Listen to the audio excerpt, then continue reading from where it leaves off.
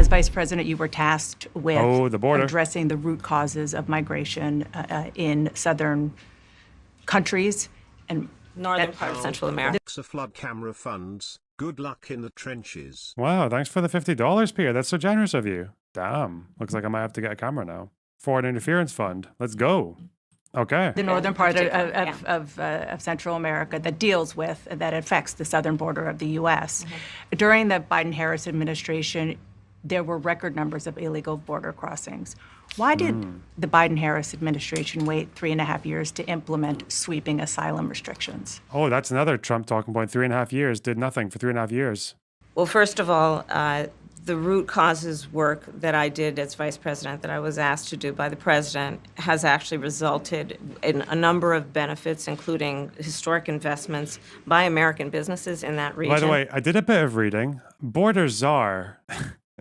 That's not like an official category, is it? Is that just something that they say to make it look like the border is her fault?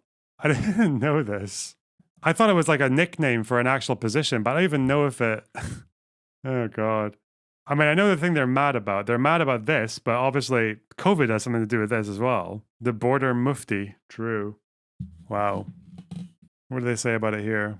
Failed border czar. It's a contested term. Allies and former officials who worked with the vice president say she was not given responsibility for policing the border. It was never that position. Huh. She knew from the beginning, as did the entire US government, that it was about tackling migration at its source. Yeah. Border czar.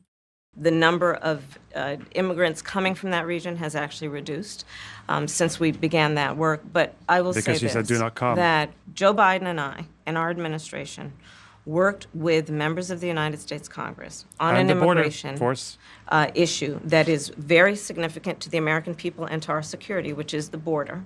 And through bipartisan work, including some of the most conservative members of the United States Congress, a bill was crafted, which we supported, which I support.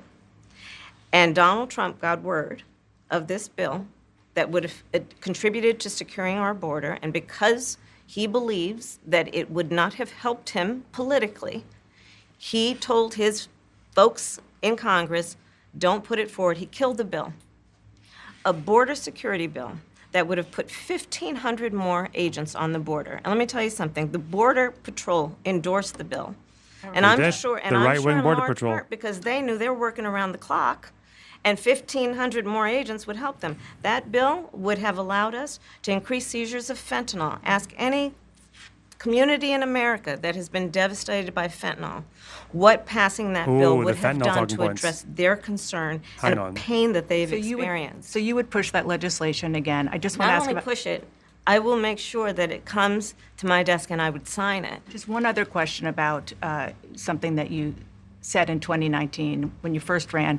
There was a debate. You raised your hand when... The fact is that everything she said there about Trump killing that border bill that was endorsed by the right-wing Border Patrol people, was killed by Trump because he wanted an issue to keep running on in 2024. He didn't want the border problem to be solved because, and I think what Kamala here, the border Führer, hasn't actually said is that she hasn't said that that border bill would have actually allowed a complete border closure if it crossed a certain threshold. And then, so I think it was 5,000 crossings. They'd be allowed to close the border and they could only reopen it if it had dropped to below 70% of whatever it was when they closed it.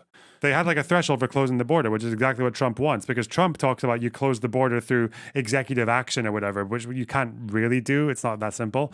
But they had a measure in place for if too many people come to the border to, usually in this case, it was to go through the official channels to claim asylum. That's why there were so many people coming to cross. That was where the high encounters number was coming from.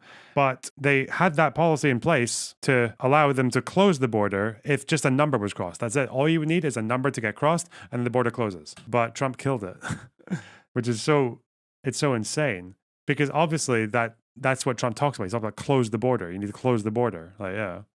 They say it was too many people to start with.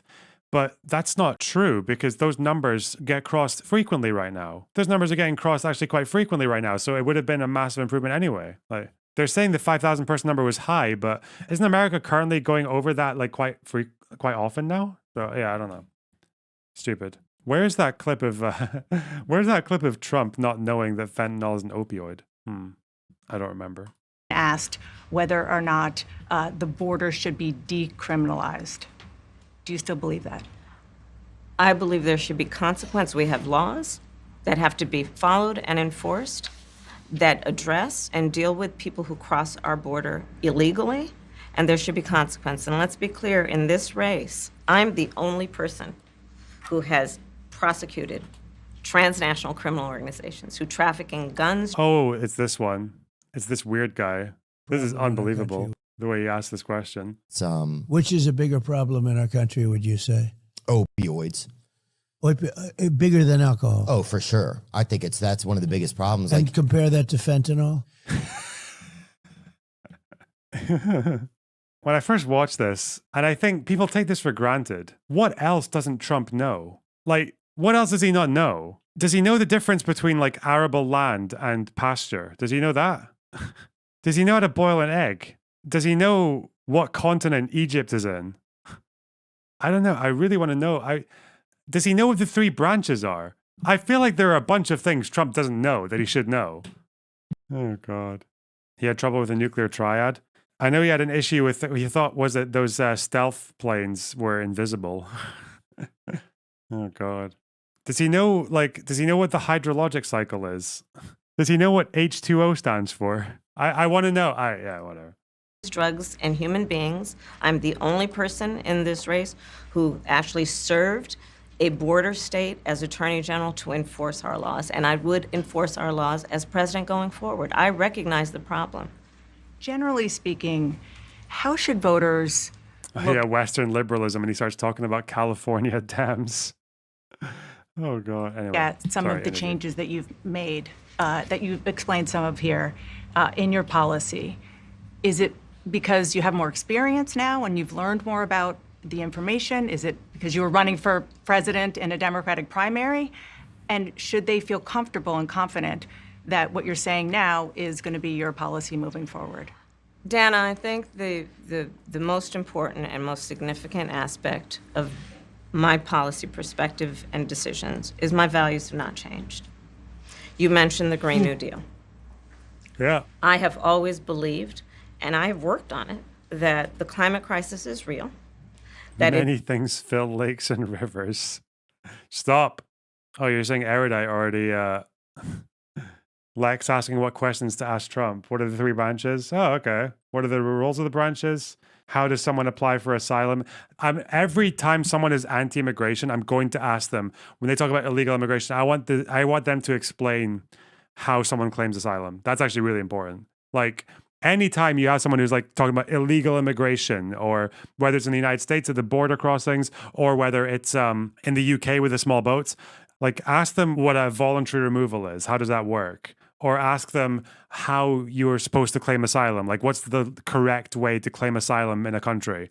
Or ask them about fucking what the international law is regarding first safe countries. Like, yeah, I don't know. Because I feel like that's another thing that people just don't know anything about, is the asylum process, especially if they're anti-immigration. Yeah. What does a peaceful transfer of power mean?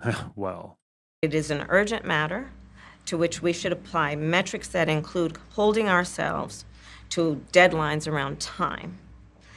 We did that with the Inflation Reduction Act. We have set goals for the United States of America, and by extension the globe, around when we should meet certain standards for reduction of greenhouse gas emissions, as an example. That value has not changed. My value around what we need to do to secure our border, that value has not changed. I spent 2 terms as the Attorney General of California prosecuting transnational criminal organizations, violations of American laws regarding the illegal passage of guns, drugs, and human beings across our border. My values have not changed. So that is the reality of it. In 4 years of being vice president, I'll tell you, one of the aspects to your point is traveling. Ask him what a woman is. Yeah, that's a good one as well. I used to do that, actually. I used to do that with conservatives in trans debates. We haven't had one of those for a while. It's just turn over the what is a woman thing to them. Like, well, adult human female. What's an adult human female? And yeah, there's a few. Yeah, you can get into some funny places with that.